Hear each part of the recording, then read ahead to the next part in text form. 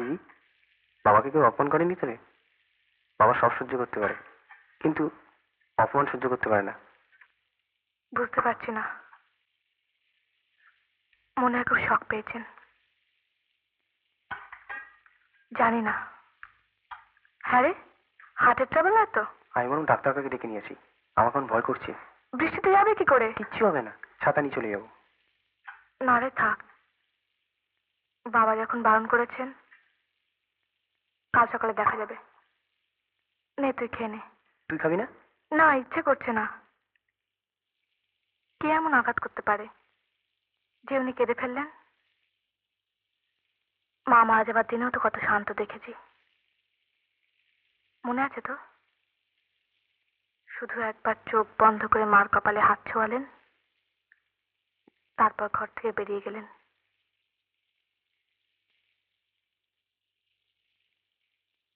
কি দেখছিস? বাবা কাঁদতে কাঁদতে কি বললো শুনলি? যে এরাই আমার ছাত্র ছিল। ছি। আচ্ছা দিদি, বাবার ছাত্রদের মধ্যে তো অনেক বড় লোকের ছেলে আছে, তাদের মধ্যে কেউ কিছু বলেনি তো? তাহলে কাঁদতেন না, টিউশনে ছেড়ে দিতেন।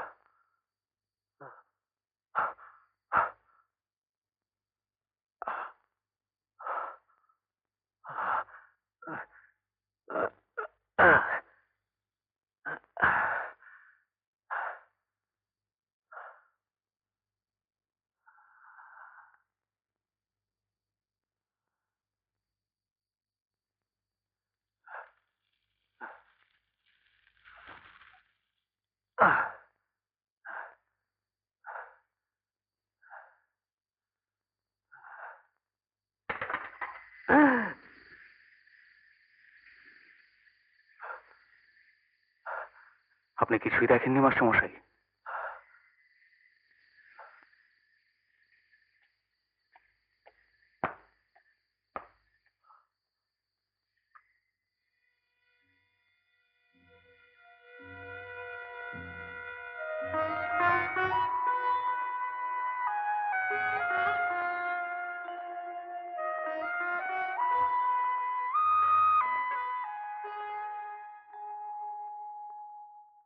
ছোট্ট একটা ডিকটেশন দিলাম, তাতে যেমনি তোদের টেরাবেকা হাতের লেখা, তেমনি অজস্র বানান ভুল। শুধু তোদের মধ্যে একজন, এই দেখ দেখ, মুক্তোর মতো ঝরঝরে অক্ষরগুলো, একটি বানান ভুল নেই। মিহির, এখানে উঠে এসো।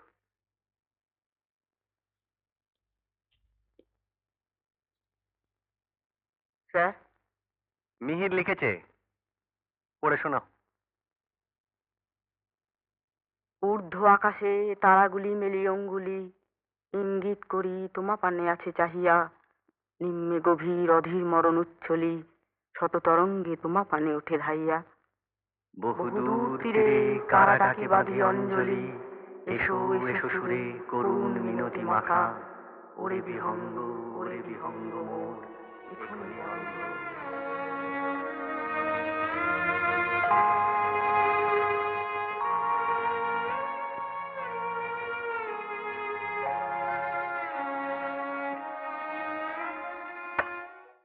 বাবা, এত রাতে একা একা দাঁড়িয়ে কি ভাবছো?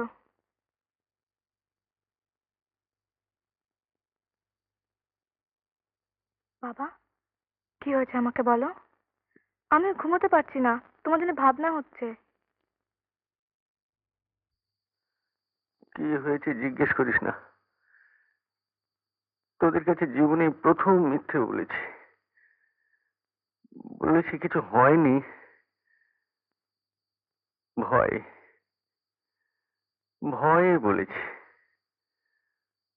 বড় বড় বিপদে পড়েছি জানিস। তোর আমার সুবিনয়ের সবার বড় বিপদ। কিসের বিপদ? আর কিছু জিজ্ঞেস করিস না। আবার বসলে কেন? শোবে না? না, ঘুম আসছে না, একটু বসি। তুই যা, গিয়ে শোগে, তোর তো আবার ভোরে উঠতে হবে।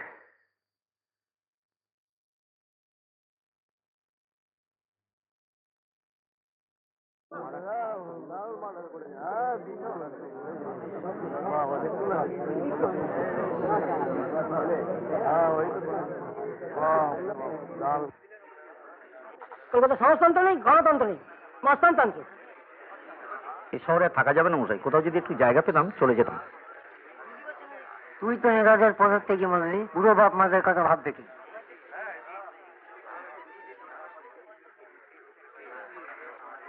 এদেরই বা দোষ দেবো কি করে? রাজনীতি বঙ্কিমচন্দ্রের ভাষায় আহার নিদ্রা আর মৈথুন যুগিয়ে যা কিছু সব করিয়ে নিচ্ছে। এই কি বাঙালির চেহারা? অঙ্কে মেরে না মশাই, জানেন?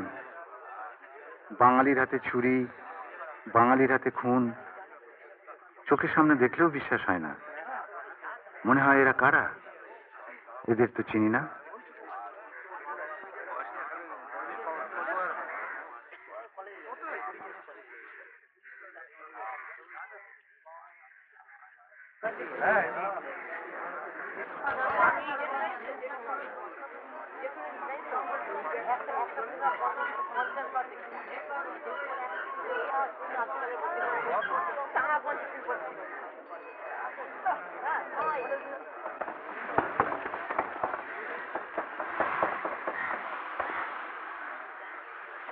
আচ্ছা মশাই, কে?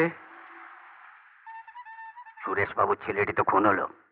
সুরেশ বাবু মানে আমাদের ওই রিটায়ার্ড পোস্টমাস্টার সুরেশ বাবুর ছেলে অনিমেষ? হ্যাঁ হ্যাঁ, পার্টিবাজি করতো। সামনে বাই ইলেকশন, দেখুন না কতগুলো বলিদান হয়। ইলেকশন গুলো মশাই যেন মা কালীর মতো লাল জিভ বের করে থাকে, রক্ত চাই। ওই সঙ্গটাই পাড়ার সর্বনাশ করছে। সংঘ? কোন সংঘ? ওই যে মেয়ের বলে ছেলেরা যার পান্ডা, 12 মাসে 13 পার্বণ, চাঁদা চাঁদা, 3 মাস অন্তর থিয়েটার কিংবা সাংস্কৃতিক অনুষ্ঠান। শালা অনুষ্ঠান মানে তো মাইক বাজিয়ে কানের পর্দা ফাটানো, সংস্কৃতির নামে কেলোর কীর্তি। জানেন, আজকাল ওদের ওখানে একদল মেয়েও জুটেছে। হ্যাঁ? তাদের মুখের অশ্লীল কথা শুনলে আপনি চমকে উঠবেন। এরা কোন ঘরের মেয়ে মাস্টার মশাই, আর এদের মা বাপই বা কিরকম? আপনি আর জানবেন কি করে? সকাল সন্ধ্যে ছাত্রকে নিয়ে বেড়ান। হ্যাঁ নবীনবাবু, ছাত্রদের সঙ্গে তো আমার দিন কেটে যায়। তাছাড়া ছাত্রদের সঙ্গে আমার ভালোও লাগে, সারাটা জীবন তো ওদের সঙ্গেই কাটলো। নবীনবাবু, এই কৈশোর বড় সুন্দর, একটা সম্ভাবনা, একটা কল্পনা, একটা স্বপ্নের জগৎ। তারপর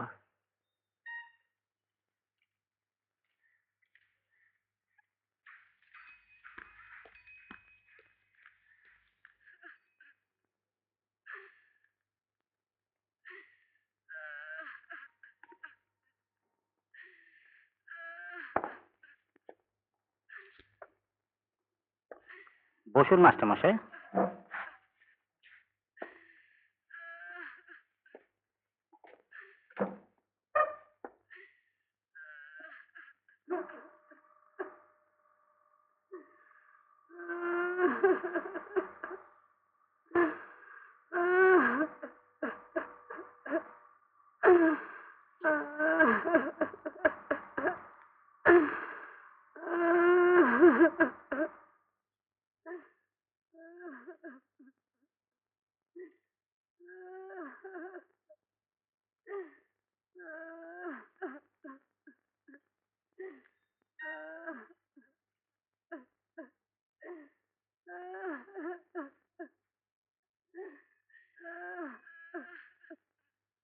লাশ ছেড়েছে?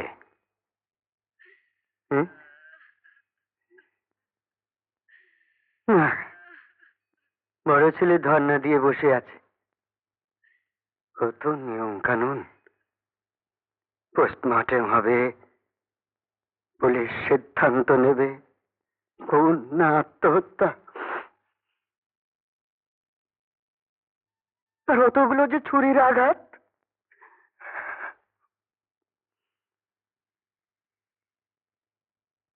সকালে বেরিয়েছিল, বলল পার্টি অফিসে কাজ আছে, ফিরতে রাত হবে।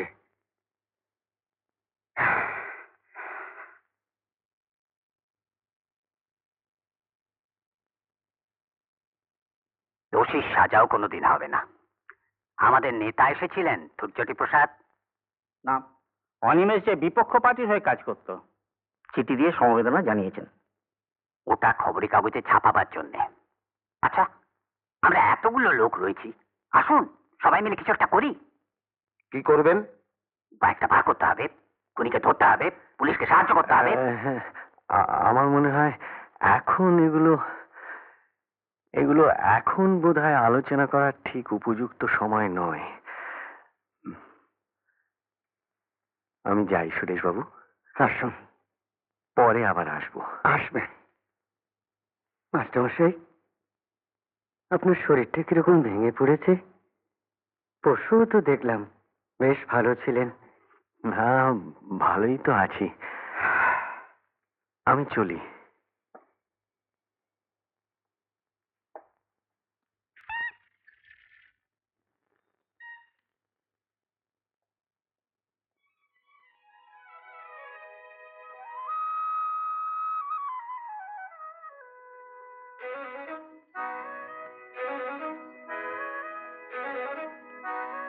স্যার, কেমন আছেন স্যার? কোথায় গেছিলেন? অনিমেষদের বাড়ি?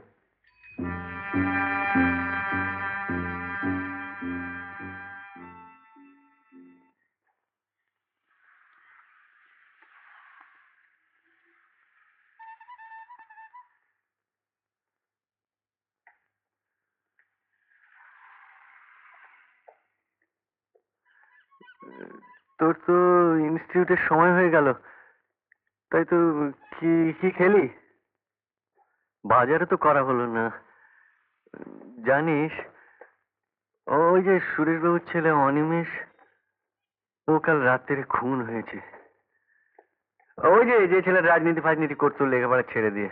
ও লেখাপড়া ছাড়েনি বাবা, হ্যাঁ? এমএ পড়তো। সুবিনয় মাঝে মাঝে ওর কাছে পড়তে যেত। ও তাই নাকি? কই, আমি তো জানতাম না। তুমি এত ঘামছো কেন বাবা? আজ ডাক্তার কাকাকে একবার ডাকি, তোমাকে দেখানো দরকার। না না, আমার কিছু হয়নি, আমি ভালো আছি। কেন মিথ্যে মিথ্যে ভাবিস?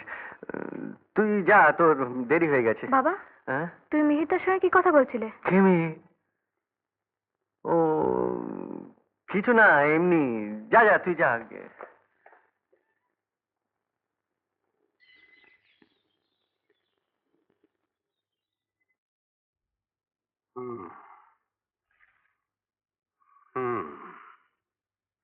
স্যার, আমাদের গায়ের 3টে টিউব কলের মধ্যে 2টো অকেজো হয়ে গেছে।